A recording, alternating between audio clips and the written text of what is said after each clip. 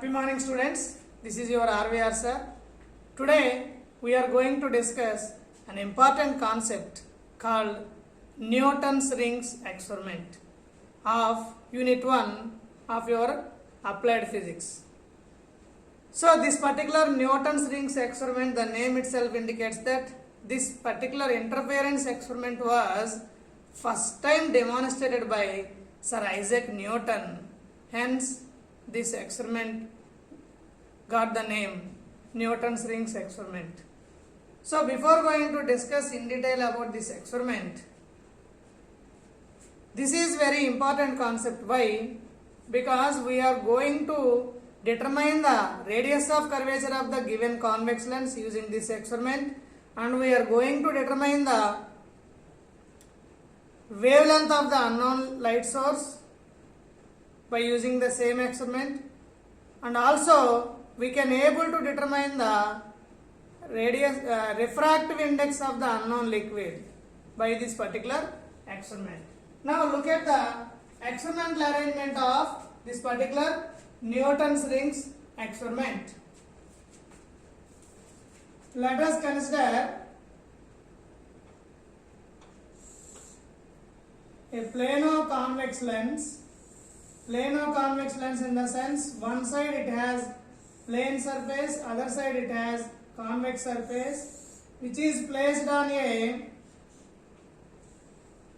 optically plane glass plate. G dash is the optically plane glass plate. Plano-convex lens is placed on this particular optically plane glass plate such that its convex surface should touch the glass plate. An air film is formed between these two. This is what we call it as optically plane glass plate.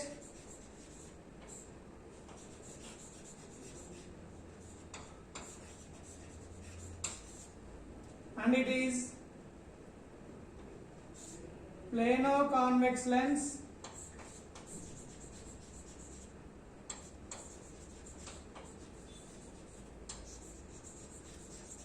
Plano-convex lens. A thin air film is formed between these two.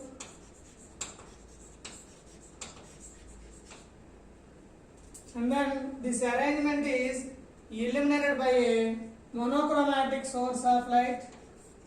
S is the monochromatic source of light from which the light rays are propagating in all directions, and these light rays are channelized with the help of a convex lens. This we call it as condensing lens, which made these unparalleled light rays into parallel beam of light rays. With the help of a 45 degrees angled glass plate,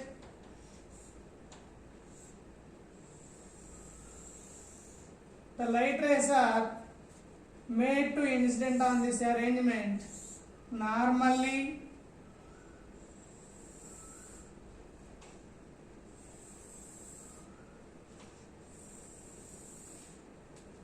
This is and then as the incident light rays are normal, the reflected beam is also in the same direction, that is normal, and hence the reflected light rays travel vertically upward direction. If we arrange a microscope in that direction, then we can able to see the beautiful colors on this interference fringes through that particular eyepiece of the microscope. This is eyepiece of traveling microscope or simply microscope. It is a 45 degrees angled glass plate.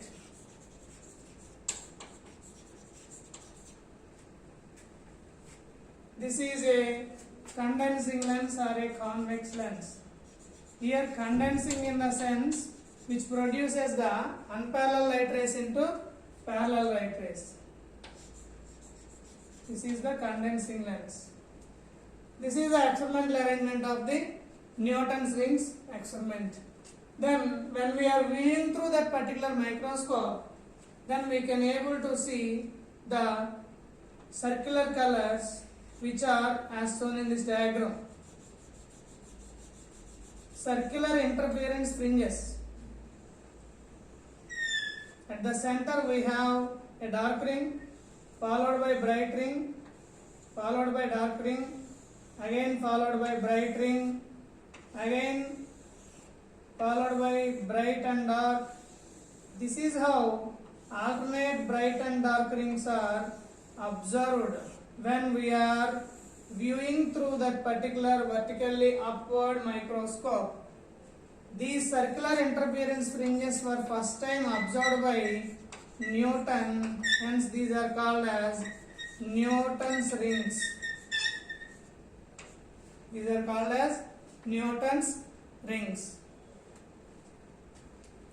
Now, in order to understand this concept clearly, let us look at the diagram again.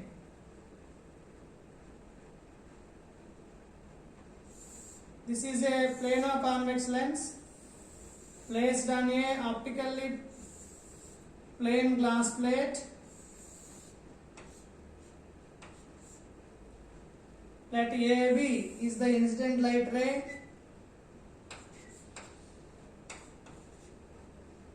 which is reflected by the surface at point C from the bottom surface of the convex lens, again refracted into the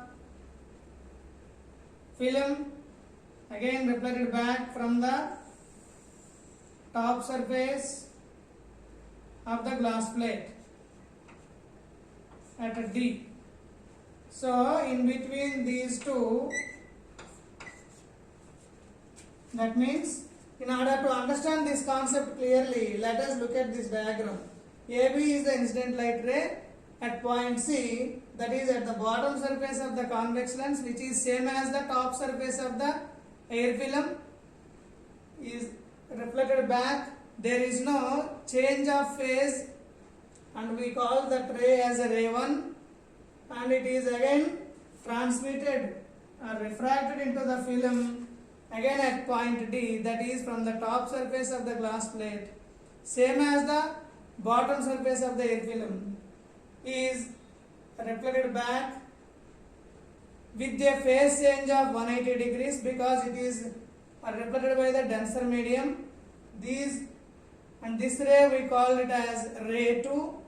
Ray 1 and ray 2 are travel vertically upward in the same direction. When we are viewing through that direction, then we can able to observe the Newton's rings or circular interference rings. This is how the experimental arrangement of Newton rings experiment was described. Anyhow, I am going to describe once again. All of you listen carefully. Here S is the monochromatic source of light from which the light rays are propagating in all directions, and these unparalleled light rays are channelized by the condensing lens or a convex lens. From then the light rays are made into parallel. The light rays are allowed to incident on a 45 degrees angle glass plate. That glass plate makes these light rays to fall normally on the convex lens and glass plate arrangement. In between the convex lens, planar convex lens and glass plate, we are having thin air film. Thin air film in the sense an air gap is formed between the convex surface as well as the plane surface of the glass plate. This air film is having thickness 0 at the point of contact, and its thickness is gradually increasing symmetrically on both sides of the point of contact. Hence, at center we are having dark ring because the intensity is minimum. How it is minimum? We are going to derive the path difference. Anyhow, just listen. And followed by a bright ring, followed by dark ring. Here the dark ring I represented with a chalk mark. Bright ring, in between the two chalk marks we are having the board empty space, that we consider it as a bright ring. So at the center always dark ring. And then this entire phenomena can be easily understood with the help of this diagram. This diagram is drawn in order to understand easily the concept of interference. So Newton's rings experiment works based on the principle of interference in thin films by reflection only. Right? The top and bottom surface of the reflected light rays are travelled vertically upward direction. When we are viewing through the telescope, then we can able to see the circular Newton's rings or circular interference fringes. We call it as a Newton's rings. In order to find out the path difference, we know that the path difference P is equal to 2 mu t cos r plus lambda by 2. As we already derived it in the previous lecture, in the cosine law, right?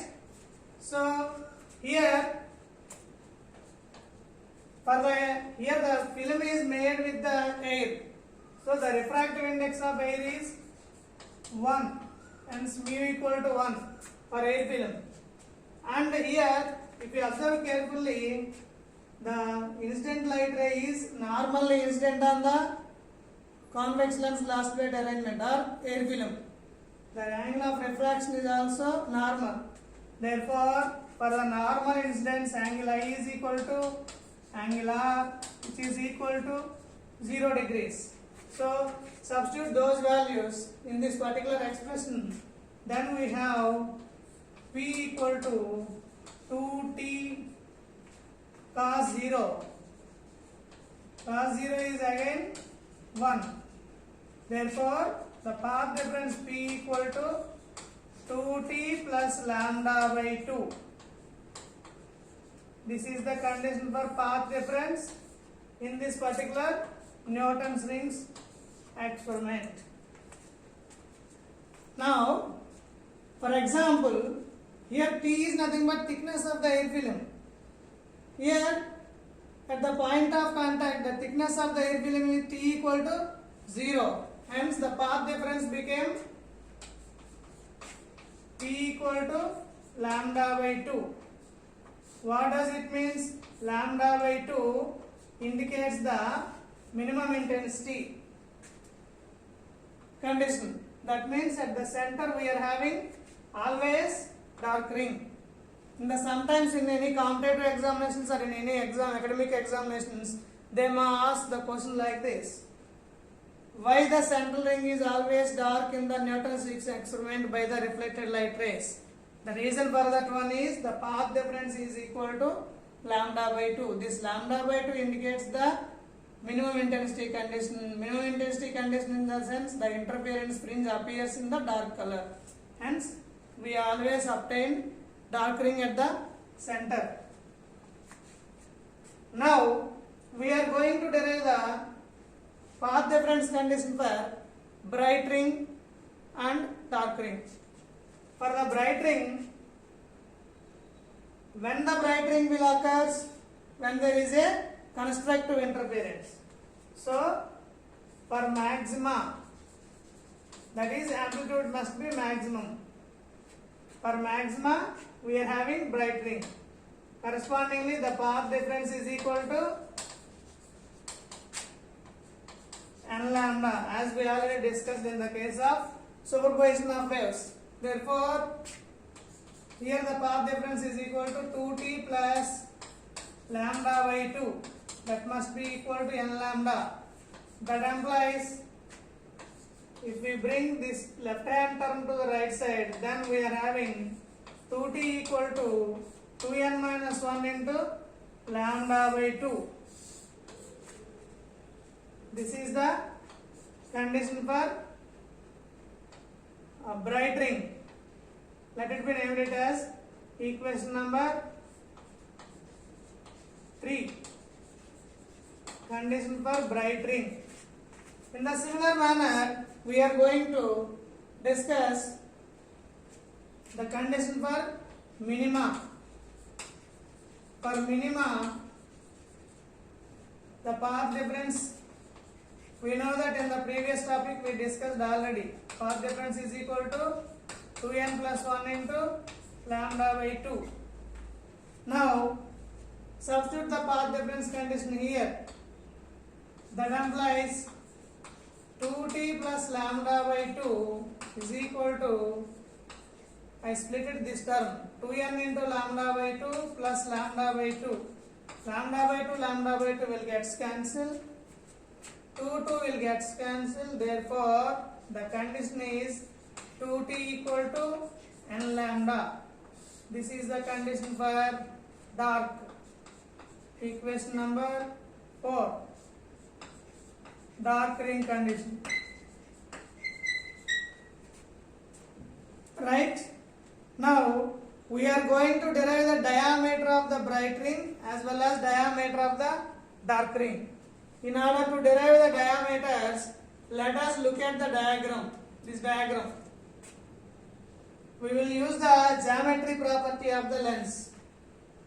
That is, let us consider the SOS dash is the convex surface of the lens.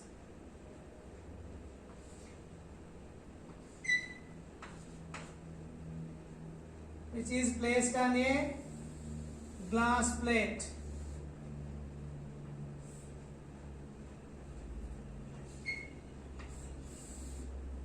G dash is the glass plate, optically plane glass plate. Then if we extend this surface such that to make a sphere, then radius of such an extended sphere we call it as radius of curvature. So this is the radius of curvature. The extended sphere center is at point C and the radius of curvature is capital R, AB.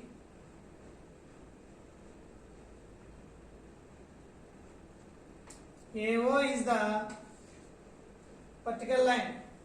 Here, now let us consider the Newton ring of radius x with a constant film thickness T. So let it be B, D and E. So radius of the Newton ring is x. Here also we are having x. And the film thickness is, let it be small t. T is the thickness of the film, which is the constant. Anyhow, t value is 0 at the point of contact and its value is gradually increasing on both sides symmetrically at the point of contact.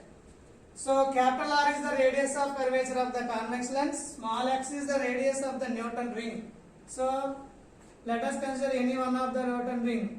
1, 2, 3, 4, 5. If we consider the fifth Newton ring, whose radius is x. Similarly, on the other side, radius is x. At the center, I represented the same radius here. But here the constant thickness of the air film is constant T. Now, if we apply the properties of a circle, that is law of chords, from the properties of the circle,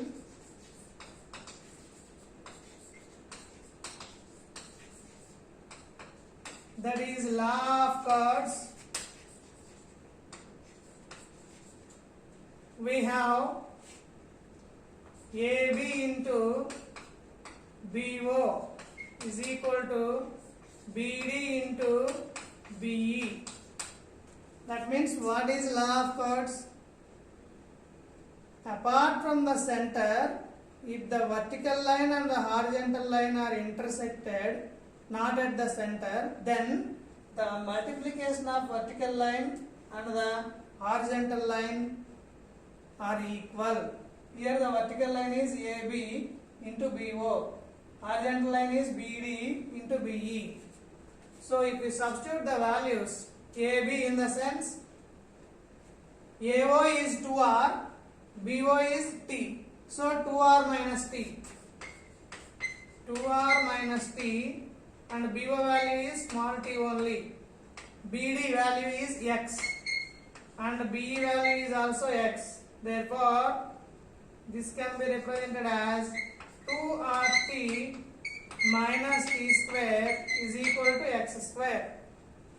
Then this can also be written as 2RT is equal to x square. That implies 2t is equal to x square by r.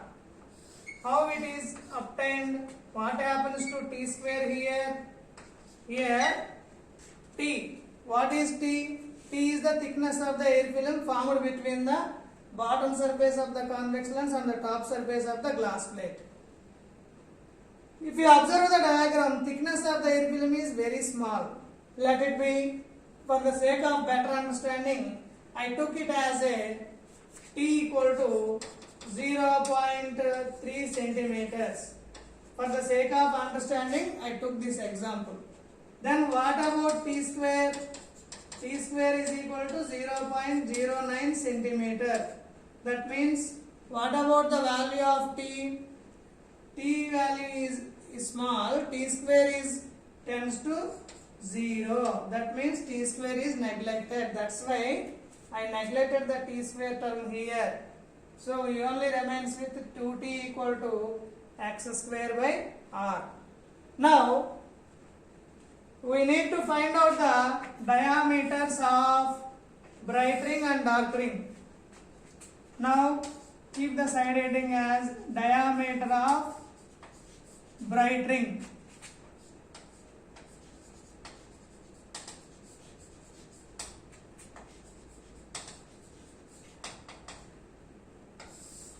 Diameter of bright ring.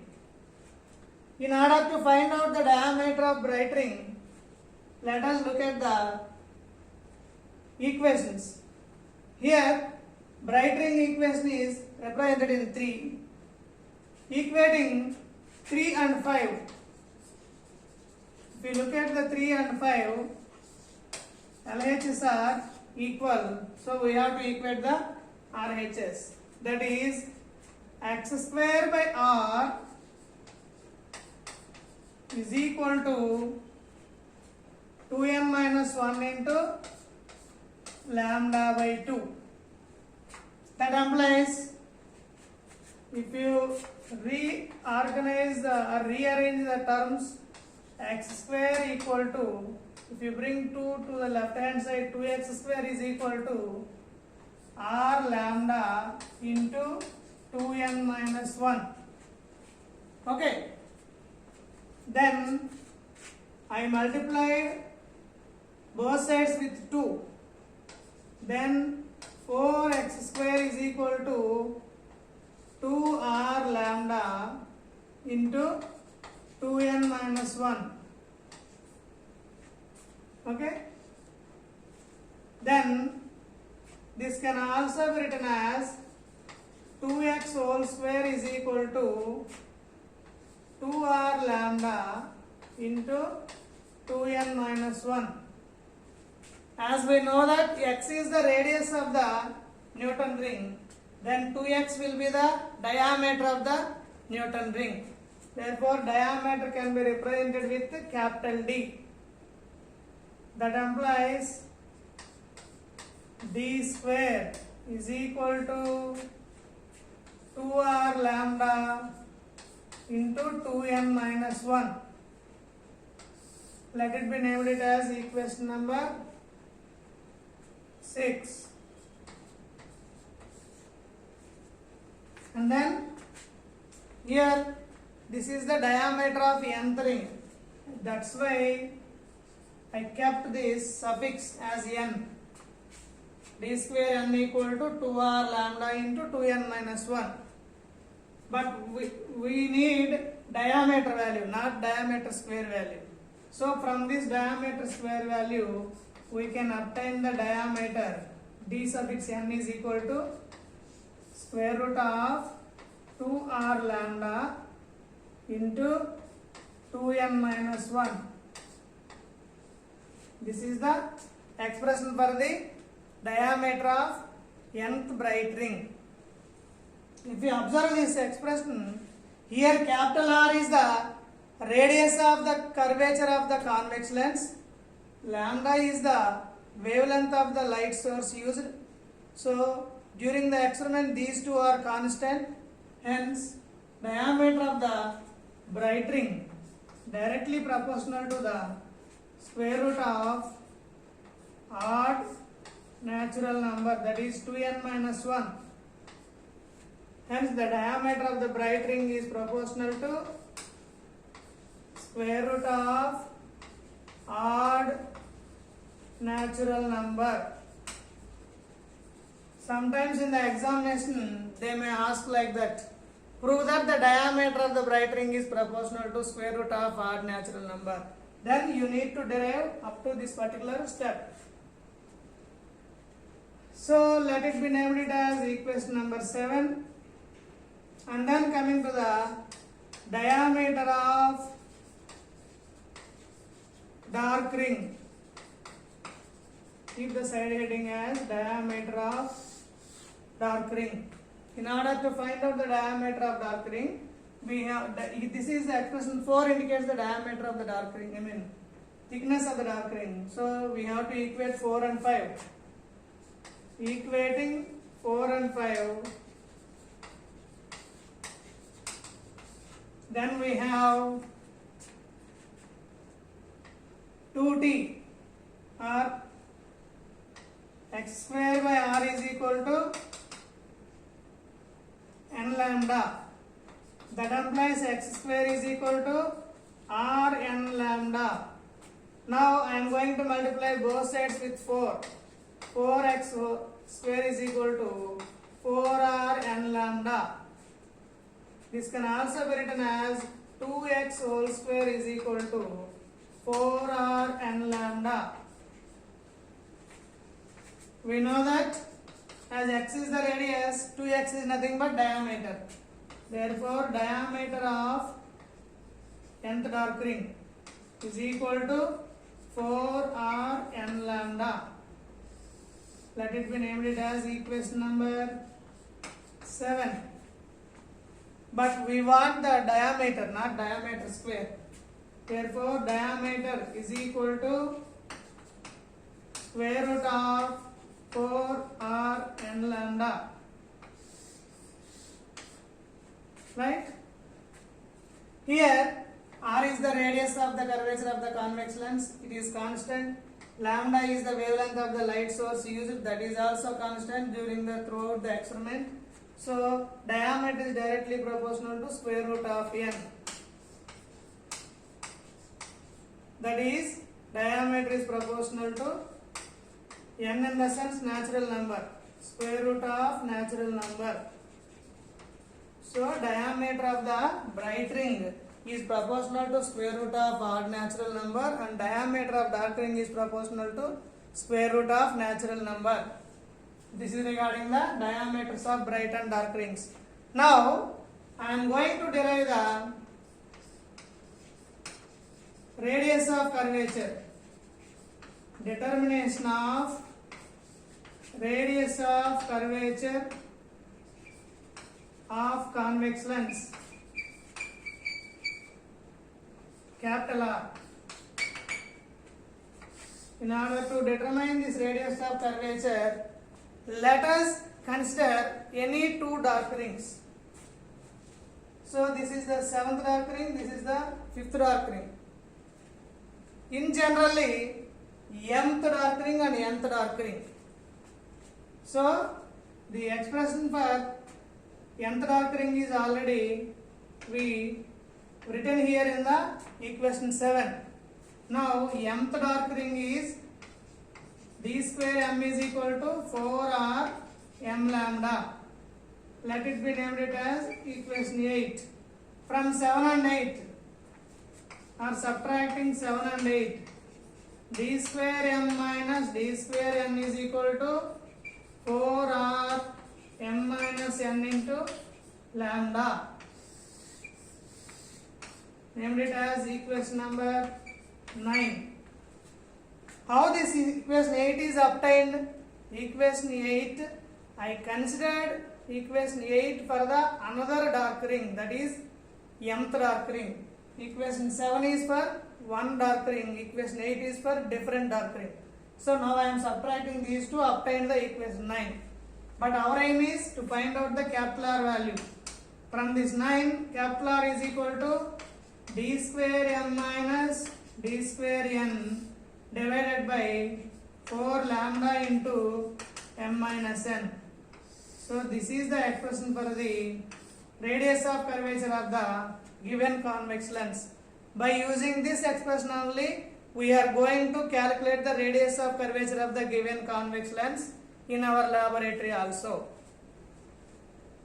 Let it be named it as equation number 10. Now coming to the determination of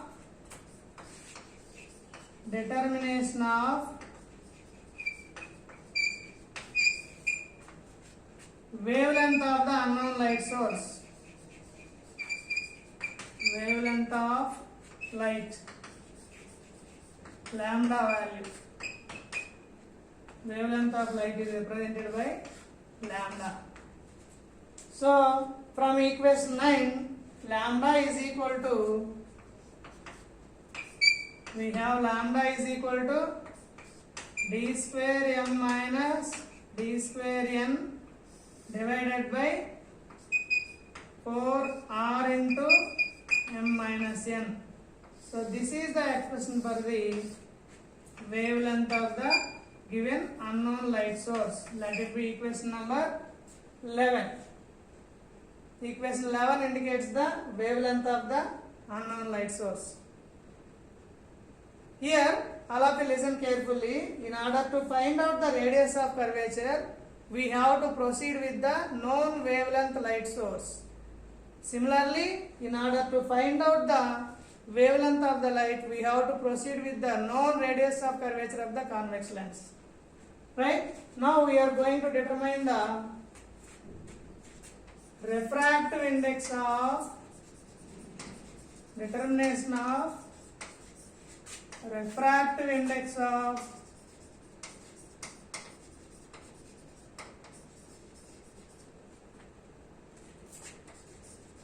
unknown liquid.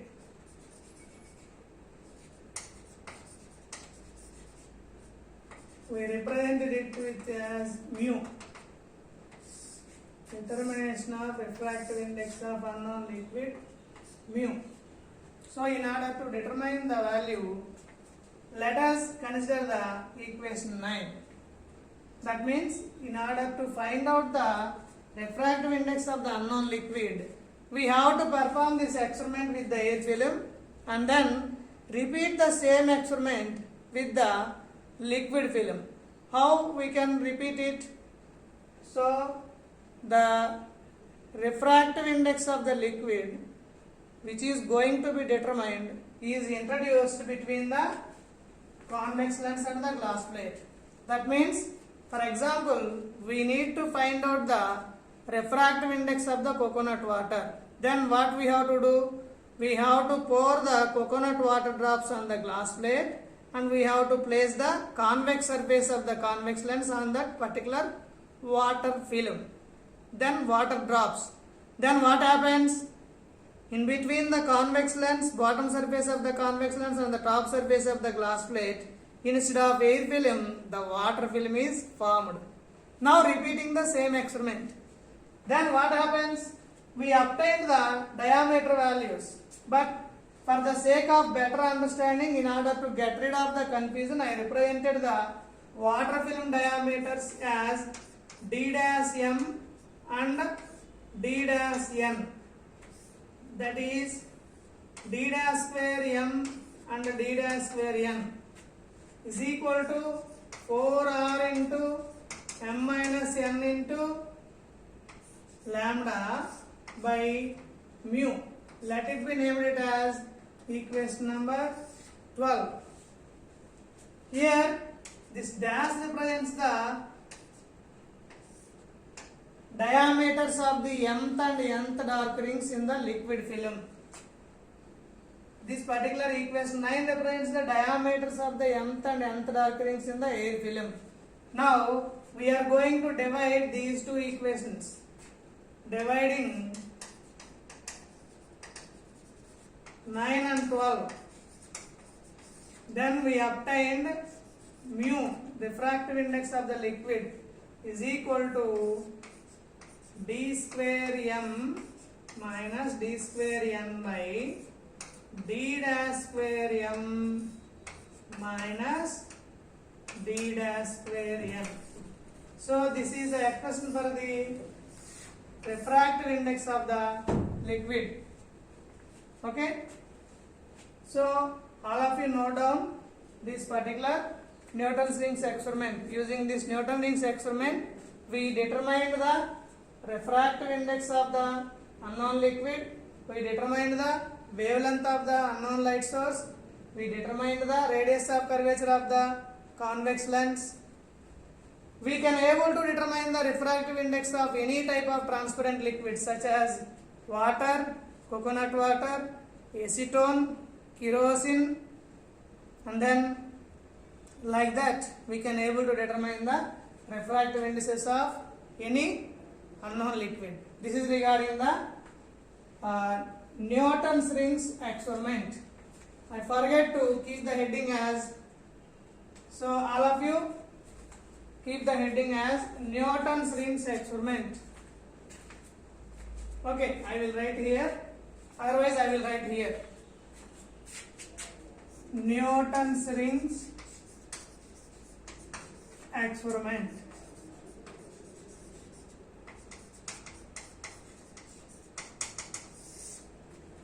So all of you note down it. If you have any type of doubt in the entire derivation of this experiment, please feel free to ask me. Okay, thank you. All of you note down it.